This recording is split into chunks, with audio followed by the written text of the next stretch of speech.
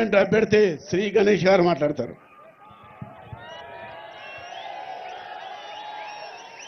పెద్దలు గౌరవనీయులు రోజుకి 18 గంటలు ఆర్నిశం మన రాష్ట్ర ప్రజల గురించి కృషి చేస్తూ ప్రజలతో నడుస్తూ ప్రజా సమస్యలు పరిష్కరిస్తూ మన ముందుకు ఈ రోజు మన కంటోన్మెంట్ తలరాత మార్చడానికి విచ్చేసిన మన డైనమిక్ ఎనర్జెటిక్ ముఖ్యమంత్రి వర్యులు మన రేవంత్ రెడ్డి గారు అన్నకై మన డైనమిక్ లీడర్ మన అందరి ప్రియతమ నాయకులు హనుమంతన్న గారికి పార్లమెంట్ అభ్యర్థి గత 15-16 సంవత్సరాలు అడ్మినిస్ట్రేషన్ లో బాగా పట్టుండి జెడ్పీ చైర్పర్సన్ గా పనిచేస్తూ ప్రజల సమస్యలు ప్రజలకు అవసరాలు తెలిసిన మన సునీతమ్మ గారికి మిగతా పెద్దలందరికీ ఈ రోజు విచ్చేసిన కంటోన్మెంట్ కుటుంబ సభ్యులు అన్నలకి తమ్ముళ్ళకి పెద్దలందరికీ కాంగ్రెస్ కార్యకర్తలకి నాయకులకి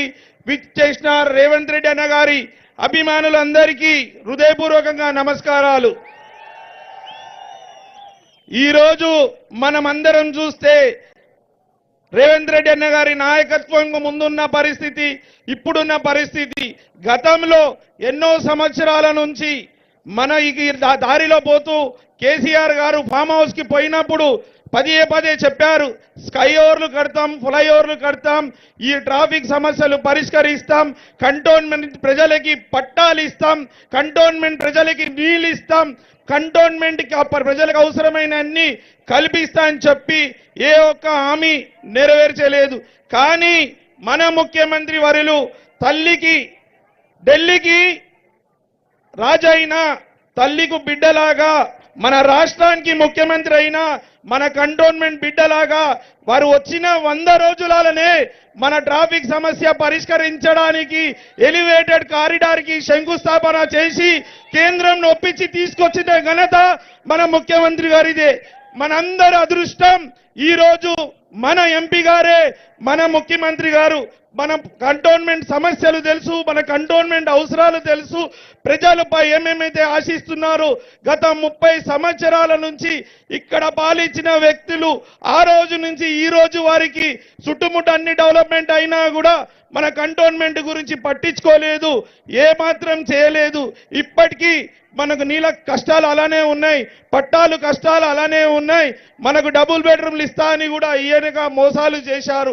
ఈ కంటోన్మెంట్ నియోజకవర్గాన్ని దత్తకు తీసుకుంటున్నా చెప్పిన మన కేసీఆర్ గారు ఆ రోజు ఈ రోజు వారికి 100 సార్లు ఫామ్ హౌస్ పోయినా కూడా కంటోన్మెంట్ కాన్స్టిట్యున్సీ ప్రజలు ఏదైతే ఆశిస్తున్నారు ఇవ్వలేక అనేక ఇబ్బందులు ఉన్నారు.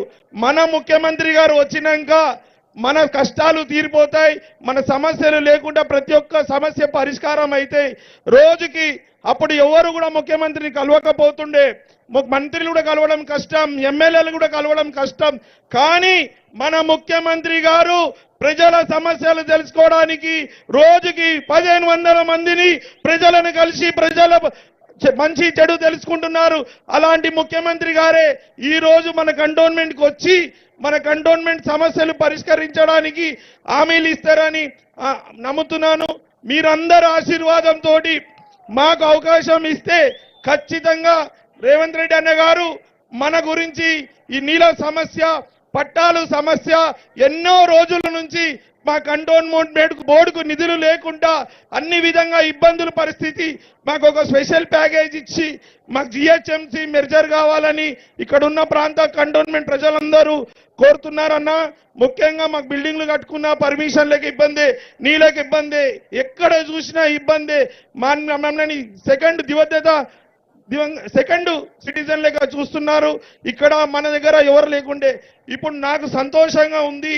ఎన్నో సంవత్సరాల నుంచి నేను సేవలు చేసిన, కాంగ్రెస్ పార్టీ నుంచి పోరాటాలు చేసిన, కానీ సరైన ప్లాట్ఫారం రాలే. ఇప్పుడు రేవంత్ అన్న గారు వచ్చినాక కాంగ్రెస్ పార్టీ నుంచి నాకు ఇక్కడ కాన్స్టిట్యున్సీ నుంచి పోటీ చేయడానికి అవకాశం రావడం నా మీద నమ్మకం.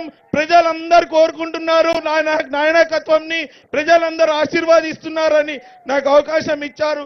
ఖచ్చితంగా అన్నా మా వాళ్ళందరూ ఈసారి కంటోన్మెంట్ కాన్స్టిట్యున్సీలో కాంగ్రెస్ జెండా ఎగరేస్తారా?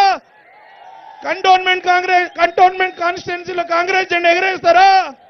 రేవంత్ రెడ్డి అన్న గారికి హైయెస్ట్ మెజారిటీ ఇస్తారా? రేవంత్ రెడ్డి అన్న గారి నాయకత్వం, రేవంత్ రెడ్డి అన్న గారి నాయకత్వం. ధన్యవాదాలు.